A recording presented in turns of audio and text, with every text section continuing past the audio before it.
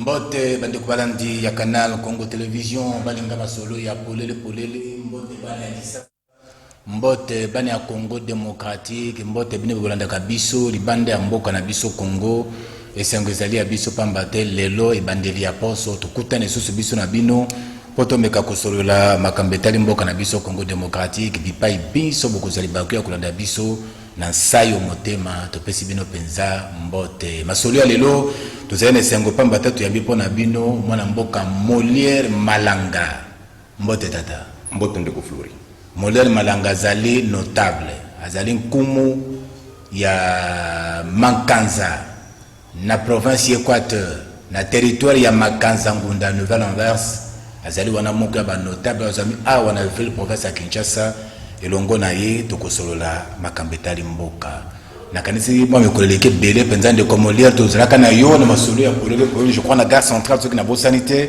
lelo libako pesa meli bisa kokuta na yo boni ndeko Molière boni misala toza malamu soki tobandaki komona na te eza po makambo ya koloba ezala ite po biso tolingaka koya liboso na bino soki likambo ezali pourtant makambo na mboka eza ebele bon tobandaki koobserve na banza depuis ndeko Félix akoma na pouvoir ezali mbala ya liboso na leka na télévision tobandaki koobserve nzoka nde tomoni te soki tokangi monoko mboka ezokende na epai ya mabe yango tolobi to briser silence wana tozongeli etando eke epuis ekozala bongo chaque fois makambo ezala na mboka tokoloba makambo etali seni sengeli koyeba mokitani ya Corneille Nangaa fa yebana oyo akolengele maponami na Congo Démocratique mibumi ezali koya ya koto mibale na tuku mibale na misato na RDC mokitani ya Corneille Nangaa ekozala nani ndeko na biso kadima kaka moto akotikala Denis ekozala moto mosusu to mpe ekozala ndenge nini tokomeka kopesa makanisi na masolo ya lelo lobi lopango esika tata cardinal Fridolin ya Mbongo Besungu azali kofanda ekutanaki na bato bayaki kotungisa esika afandaka banani bakomaki kuna mpona komenase mpona kotumola tata cardinal ecclésie centre catholique Fridolin ya Mbongo tokotala mobeko ya mwana mboka Noël Tiani de père et de mère tokotala etuka Équateur Mambenga pilipili libende mboka kenda sango makambo ezoleka kuna ezali boni mpe tokoshite tokosukisa na territoire ya Mankanza ngunda Nouvelle-Anvers nde masolo tokosola lelo na mwana mboka Molière Malanga notable ya Mankanza ngunda seni on dirait église catholique balingi mboka ekende liboso te bango na bangelesa ba protestant bazoboya ndeko Denis Kadima mpona Molière Malanga ezali frein pona na Congo Démocratique tote. Merci ndeko nakanisi makambo oyo eza kolega na seni lelo il faut pas tout se voiler face bai politique moto baza kosala mbilinga wana bai politique moto baza kolinga ba imposer batu na bango na nzela ya ba confession religieuse na ndenge nini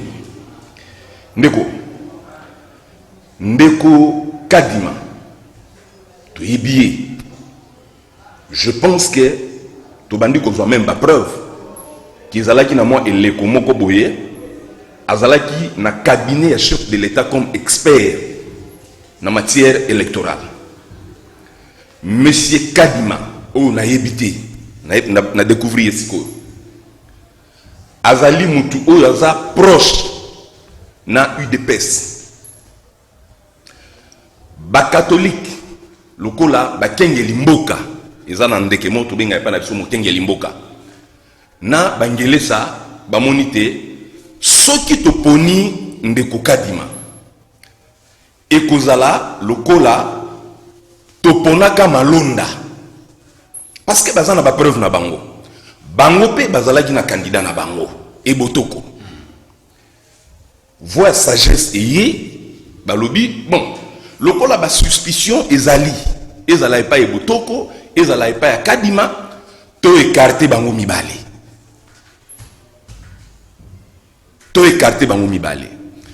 eza likambo ya ba confession religieuse mbilinga ezali.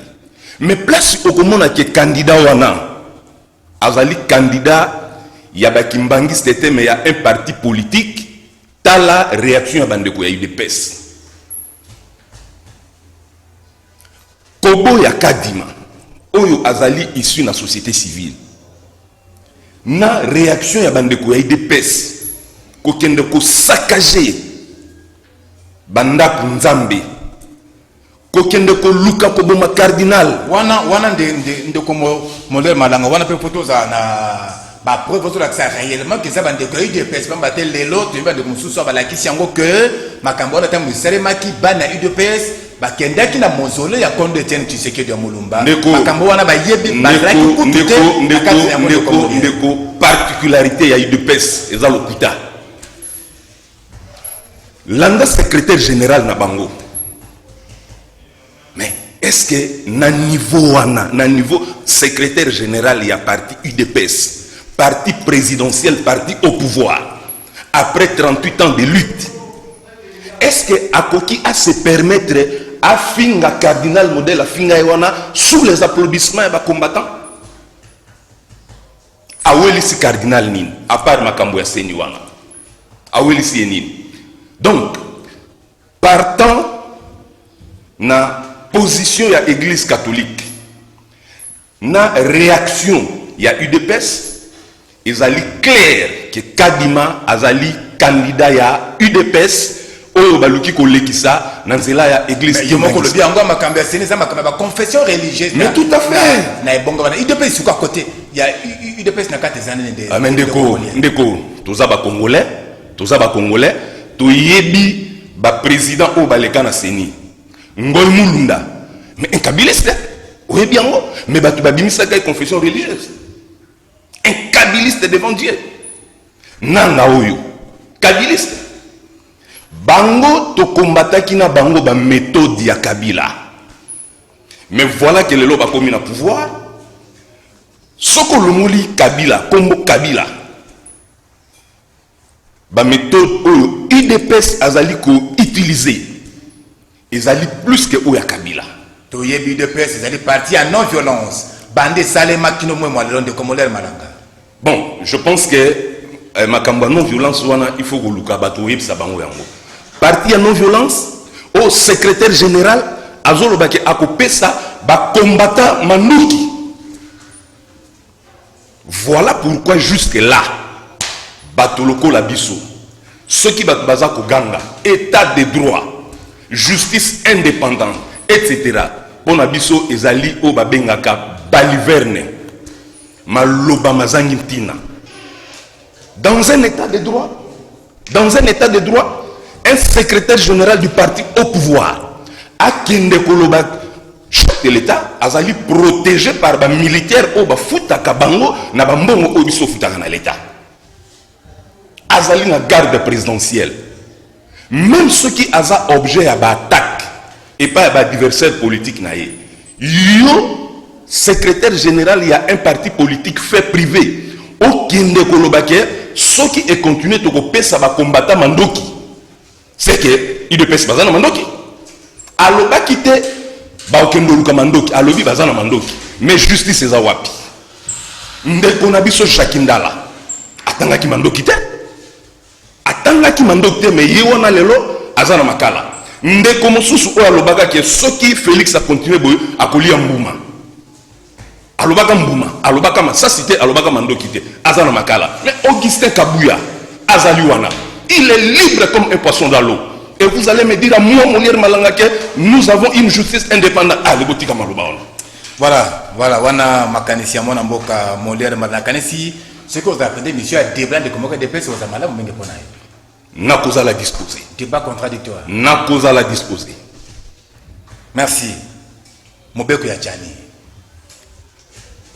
Mobeko ya Tchani, honorable Ntingi Pouloulou, on a payé Simbote en passant Ganga Mayele, a même yango na bureau ya Assemblée nationale, babengi yango Mobeko des pères et des mères, pour la bande comme ça, monique, mobeko wana soki meki kondimama soki meki koleka ekomema mbutu na kati ya mboka mpe kofragilize na koleka union sacré oyo ezali kosunga tata mokonzi ekolo na matali kotonga mpe kotombola mboka makanisi ya molere madanga mpona yango. Merci beaucoup ndeko. Nazali mutu nasala kilasi ya mibeko epai na biso yambo ya kondima likambo il faut ozala na preuve. Naza na preuve mon côté matériel mais nayoka te Noël Tchani azwa nationalité américaine et ba poser même question wana na journaliste moko alongola micro akende nayoka te azali sujet américain. Soki tozongi na mobeko o toza nango lelo par rapport na nationalité Noël Tchani aza congolais te bien qu'étant des pères et des mères congolais lelo o toza koloba soki information ane eza vrai Noël Tchani aza congolais te loko ezala no conditionnel tozo considérer aza vraiment congolais. OK to considérer qu'aza vraiment congolais mais eza na batu mususu o baza na ba preuve moi si mo pe na landaka na télévision aloba ke abotana Noël Tchani mwana akenda kozwa passeport américain kuna likambo eza te to tiango pembeni ndeko mboka na biso il faut toyeba ba effort kondo maréchal Mobutu asalaka po azongisa biso bomoko ba effort wana batu bayaki kopanza yango ezali afdel na ba rwandais ko bakotela ki biso mwana Joseph Kabila azwi bokonzi na domaine wana asali eloko te lelo tuzana Félix Tshisekedi oyo ezali koluka ekoma par rapport na unité ya ba congolais ekozala mabe koleka même ya 1960 eloko nde linge koma. Merci beaucoup ndeko. Lelo mobeko wana ya Noël Tchani soki otali malamu c'est une loi oyo ezali motivée na ba calcul politique. C'est une loi oyo ezali koluka écarter ba candidat mususu o bazomona ke ils ont le vent en poupe ndenge balobaka. Est-ce que ezali mobeko te ezoya pona ko battre la bon somme ya bana ndeko le moment est mal choisi. Le moment est mal choisi. Donc à l'heure actuelle c'est inopportun de marcher wana. Oui, il faut mais ndeko bato bazo soutenir nini mobeko wana ya Noël Tchani. C'est leur droit. Mais parlons de nationalité douteuse. Félix Tshisekedi oyo batuni ya IDPS baza derrière mobeko wana na gouvernement ya liboso bato nationalité douteuse baza kite na gouvernement oyo eza lelo oyo ye moko bato nationalité douteuse baza te non na entendement ya batu pona bango bazomona mingi batu oyo babotami na moko ya baboti mundele. On veut écarter des candidats qui ont le vent en poupe. Oyo bakokiba salake Félix azwate baza ko viser plus bango. Voilà. Donc lelo mobeko wana bazwa yango toti yango na tiroir.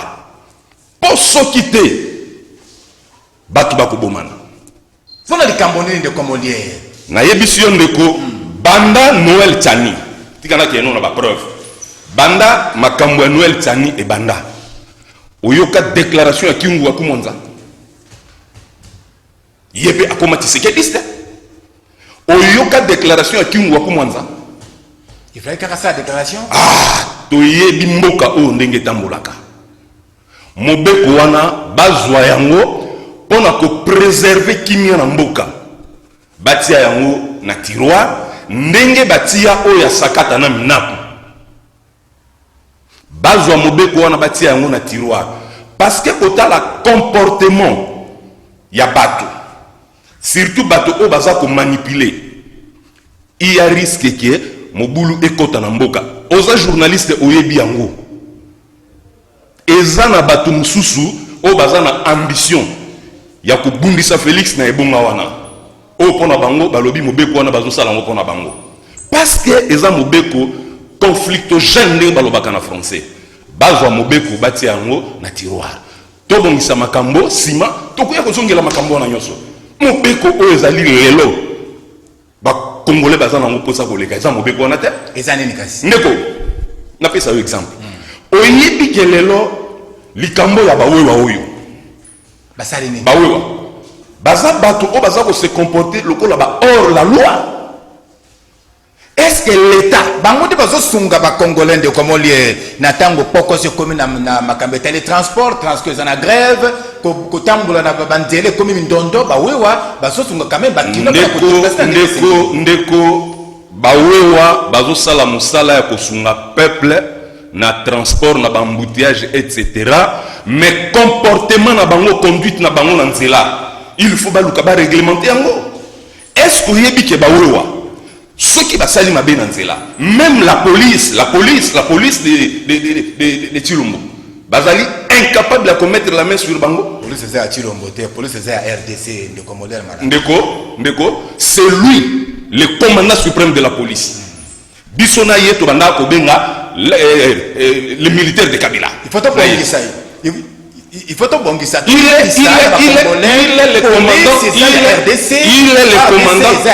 le commandant. Félix a côté na bokonzi, a côté FARDC. A côté na bokonzi, a côté la police. Bako senzera bana mboka, bako senzera ye, tango ya koleka muso ya koya akokuta bango, Félix pe akotika bango. Donc la police na FARDC, ils a Félix c'était, ils a la police na FARDC ya Chilombo parce que yé muto azali commandant suprême nango. Ce que lingi na kolakisa yo tweet ya monsieur Chilombo oyo mobule salamaka na campus na époque ya Kabila alobaka ezali faute ya Kabila. Pourquoi? C'est logique. Parce que dans mon salaire commandement balobaka il n'y a jamais de mauvaises troupes, il n'y a que de mauvais chefs.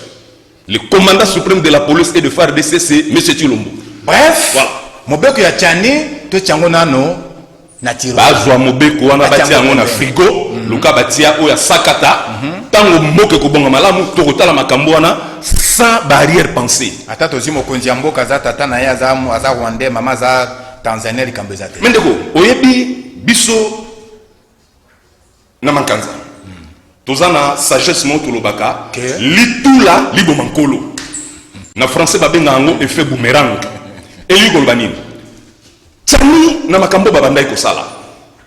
Ba yiba kiteke nzoka ndeko Félix Kala alobaka yi moko batiaka bundoki na elongité alobaka tata ya mama na ye aza ngolais ba yebisi Noël Tani po umuna ke mobeko Noël Tani eza mobeko moko oyo zo bise batumsu Noël Tani aboyi alobi te ngana yebi mama Marthe tata na ye aza mutu Kasai image Jean-Marie Kassam nie alobate donc ce qui te l'a dit mobeko wana Félix aza 75% congolais au moins mbi parce que biso siko tout ce qui te l'a mobeko wana to ko linga vraiment congolais de père et de mère et de pur sang congolais ngai na oza candidat Félix oza candidat a oza la parce que tata maman na ye aza congolais ata Augustin Kabuya koko za Félix a comprendre malamu de Augustin Kabuya doit apprendre à respecter et à faire respecter Félix Tshisekedi. Ata biso to ndima bo konzinaité, mais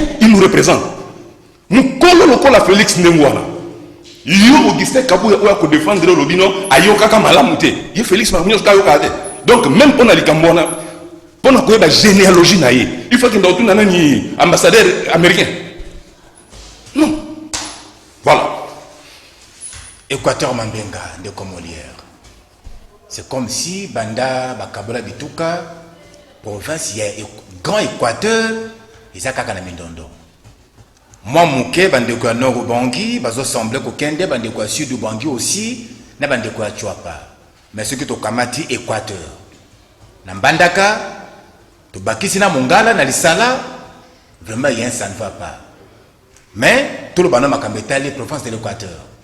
Lobi awa gouverneur Bobo Bolo qu'on a ba député provincial mususu na ba candidat provincial Bans ba yaki awa na ville province ya Kinshasa pona kuluka kubongisa makambo kozongisa makambo na molongo po te tuka Équateur etambola penza na ndenge ya malamu yo zere no notable ya territoire ya Makanza na province de l'Équateur na masolo oyo toli na yo ekoki penza kozala nini na bakambi etuka Équateur Mambenga pote basala mwa malamu bana Équateur Mambenga pe basepera na mikolo oyo bango asala kokamba etuka Équateur.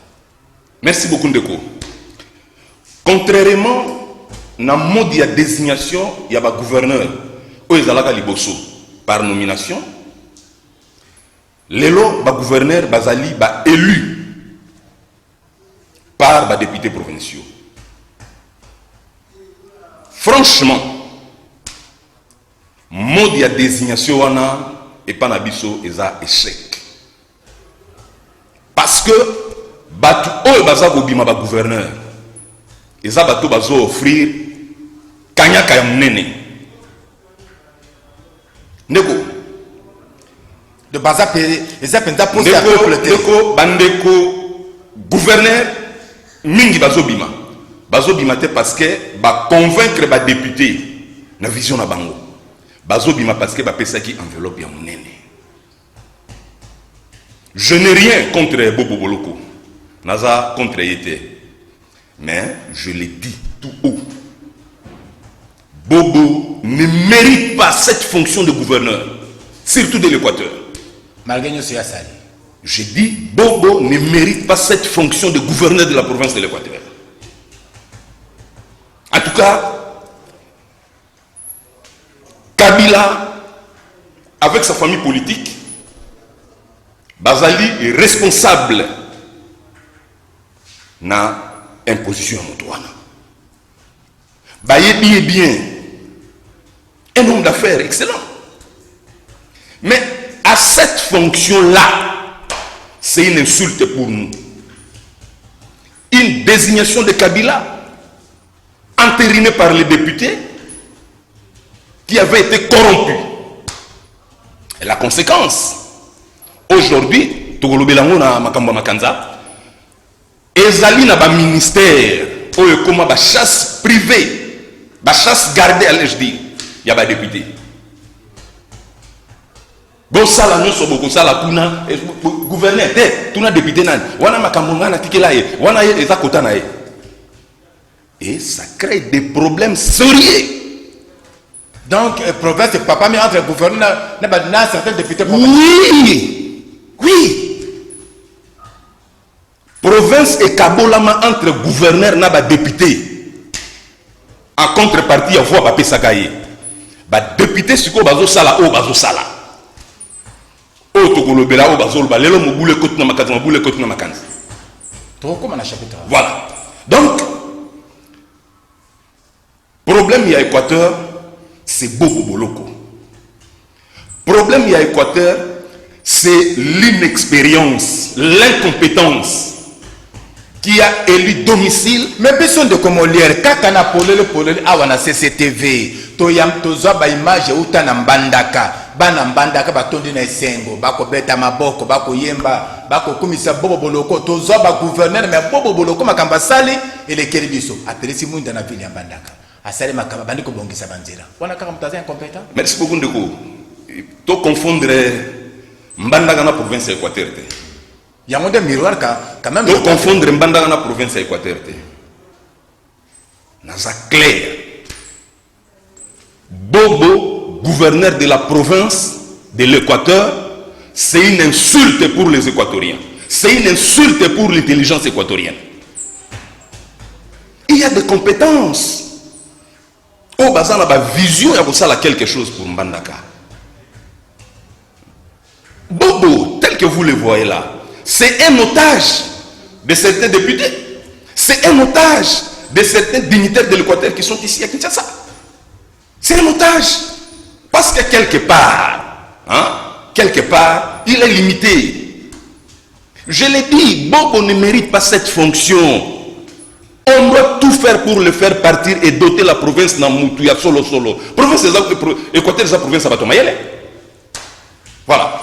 Pendant que ce chapitre, pour moi, Bobo a mérité place sur la terre. Il faut akende bazwa mutu oyo akozala gouverneur ya solo alobi batu bayoki et non mutu akozala ba député ba bendiye koto oyo ba bendiye koto ba saliebo. Merci beaucoup makanisi mwana mboka Molière Malanga notable ya makanza oto yambi lelo na masolo ya polele to kitakasi na territoire ya Makanza ngunda Nouvelle Anvers mboka ya Bamumpe to Zuba Sango to yoki ki ya ça ne va pas na territoire ya Makanza mobulu ezali le kitola masasi ezali ko yokana na mboka Makanza yo ezali notable ya Makanza ezali solo to lokuta soki ezali solo le kitola masasi na Makanza yeye susu ko sala nini pe banani ba ko bundala mandoki na mboka Makanza lokuta munene ko banda lelo nde baloba na Kisasa ti yezo kozonga bana ya Makanza bazali calme bazana koyokana nde bazala nango malgré politique mabe ya Mbandaka mobulu prétendu mobulu o bazolo bana Makanza ezaka na mutu ya batu ya mobulu wana c'est-à-dire ndenge toza awa tozo solo na Kisasa na Makanza penda kimia ezali ndeko Molière kimia ezali na Makanza tango nazo ya awa na bengi bato pona zo ba element mususu likambo na Makanza ezali nini ministère ya EPST provincial bapesa ngo Makanza maintenant aussitôt bato wana baye o bazui ministère wana il fallait basala nyonso pour que balongola sous prophète ya Makanza 1 Dona Lomponda balukiye ti baye ko monter un dossier vide ba suspendre yi. Je dis bien ba suspendre yi. La suspension est une mesure conservatoire. Ba suspendre ndeko Dona avandi bazui mutu mususu batini sikawa ndeko Tony Mwaba tangwa ye makambo eyebani panayi parce que azo kita ko bato. La preuve en est que auti ko comme la même premier ministre na peut so omoni mokandamo ko senga ye non akomeli ministre intérieur ko senga ye ayebisa na ba autorité provinciale batika immixtion na secteur na ye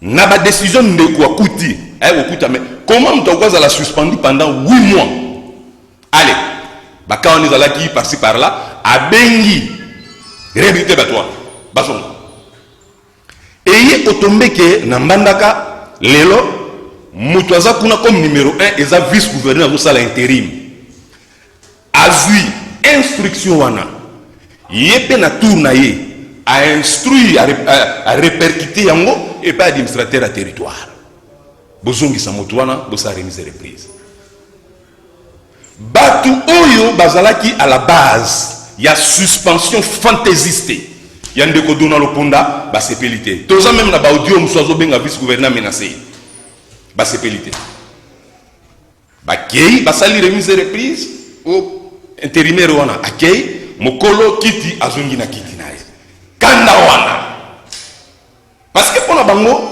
il faut batia batu na bango na espoir que na ba élection batu wana ba kozala reconnaissant envers bango ba kosaela bango campagne c'est ça nde baye ko monter makambo wana masasi ebeti na Makanza bon ce qui masasi ebeti na Makanza je ne pense pas que moto obeti masasi wana eza nani moto azokota obeti masasi kwa pesa moto azobima il faut ça moto azobima mais na landi la radio moto azobima ba masasi ebetaki c'est là où toujours mona que justice na biso ezali faible alors bino na niveau na bino ba kumu ba notable na territoire ya Makanza na ba pona mina bino bosali nini pona makambo nyonso et là on sana bango ezate pona nini parce que bango mutu batinda mobulu wana oh ndeko Molière balopeli ya bana mboka bana mboka baponde bakuti bango mutu bazotia mobulu wana na mboka bato ya mobulu bazotia mobulu na Makanza c'est clair biso to wito za na comportement neti gouvernement ndeko Tshilombo te ba Rwanda bazo sala mabe ozokende ko senga bango boya ko bumisa bato bango batindi ba sala mabe bato ya mobulu wana bakoki jamais alors jamais bazwa initiative ya ko réunir biso poto solo makambo wana po bayebi ke bango mutu baza ba tireur de ficelle. C'est connu de tout le monde. Si comme tika makanza kaka boende komolier. Tozo tika makanza te, la preuve en est que nani sous-préfet d'Azongi. Azongi to tika makanza te. Pona makanza comme je l'ai toujours dit, to kozala na ba front nyoso. To kozala na ba front nyoso. Makanza a beaucoup fait pour nous. Nous avons le devoir et la reconnaissance ya mboka wana. Voilà pourquoi on a profité de micro na yo na démentir. Il lamba o bazoli na balati makanza, masa se beti na makanza. Est-ce que bayebi ba conséquence nango? Est-ce que bayebi conséquence ya déclaration wana? Mais parce que bato bazolo ba ils ont de preuves. Pourquoi ba kogiba na on a justice te? Et il ne faudrait pas aussi que bato baz à la surprise, lobby après lobby, nous pouvons côté la justice. Poto senga bandeko balobi masasa betaki ba sunga justice toye babana ba betaki masasa ngo et puis bazwaki manduki wana wapi omoni. Voilà bandeko balandi bo ce que bo zibiso na nzela ya invité na biso mwana mboka Molière Malanga notable ya Makanza to yambie lelo poto solo la makamantali mboka na biso Congo démocratique abandi ko beta masolo ya politique to kotiti to kiti na territoire ya Mankanza, na province ya Équateur. O lo kitu ya Masasi, o mobulu na Makanza, boyoki ndenge de kwalobi, ezele makambo ya lokuta. Wana selo maloba ndeko Molière. Ata kona ba itambe sous ke baloba ki na ba radio balobi, mobulu zana Makanza Molière Malanga notable balobi na Makanza mobulu mozalite makambo ezele kotamba na molongo, bato bosu bazele koluka ndenge bako tia poto na Makanza kasi bango bakotamba bakosala nyoso pote Makanza izala penza na ndenge oyo esengeli ndeko Molière ngonga na biso yango nazokende pe comme na suka caméra na biso eza liboso na yo bana ya Makanza bazali wana kisasa bazali kotala biso mibale na masolo oyo oyebisi bango nini yambo penza to kabana na masolo mokoli ya lelo. Merci beaucoup ndeko. Message na ngai na limi d'abord na adresser yango na bakonzi ya mboka que makambu o bazolo bapona Makanza Masasi beti eza lokuta. Mais na lingi aussi na fustiger. Moi sorte ya indifférence ya justice na biso. Comment bato bazolo ba ke Masasi zo beta na mboka? Mais bokoki bo salata enquête mon côté. Parce que tozana ba son. Il faut passer l'enquête. Ceux qui bato bazana mandoki kuna o bazo détenir illégalement. Il faut pas la sanctionner. Pour la bana Makanza, surtout ba jeune. Na kosenga bino bo c'est désolidariser na ba initiative nyoso ya mobulu na Makanza. Bo c'est désolidariser na bato ya mobulu o bazoti ya mobulu na Makanza. Makanza ezali na kombo munene o babengaka nouvelle inverse mais lelo pona buzoba na biso to lingi to pesa bato impression que Makanza zamboka bakuluna, Makanza zamboka ba hors la loi, Makanza zamboka bato basola te o ba régler makambo na Masasi. Donc totika ba mema bisone balobaka na loingete. Nous devons préserver la notoriété de notre Makanza. Nous devons tout faire et combattre toute initiative pour éternir l'image de Mboka Nabiso. Ezraki mwana mboka Molière Malanga notable territoire ya Makanza mwana mboka totonde penza botonti. Ngamu tuna otonda bino botonda ndeko. Na kanasi to koluka penza bandeko ya DPS ya to kobongisa débat moko na ndeko Molière. Ils seront les bienvenus. Donc nous capentons de comment quoi DPS nan de comme Molière ba kondongba na wa na plateau ya CCTV ya lobby bango pe ba lobby pambate nzete ambila ba mataka yango na loboko moko te na tondi botondi bino banso bozaki baku ya kolanda biso na nzela ya Canal Congo Télévision na masolo ya mokolo mwa lelo botondi na Moron Jambe botondi na Olivier Ngango Bikela bango ba balé bazalaki sima na caméra pona kobongisa bilili botondi na Aleka Bongo Mobo botondi na Christian Bantu longo na Bruno Nzinga basungaki pe biso to botoko boso na pete Romain Makonda Mbangi Makanga botondi pe na bino banso bozaki baku ya kolanda biso mokolo mwa lelo masolo mabiso makomi bongo na suka kasi boyebi na polele soki to lobi disese zanga kate bakolo baloba boye matiti ekoki ko bomba ntaba kasi ko ganga ya ntaba matita bombaka yango te botikala malamu tokotani mbala ya nsima.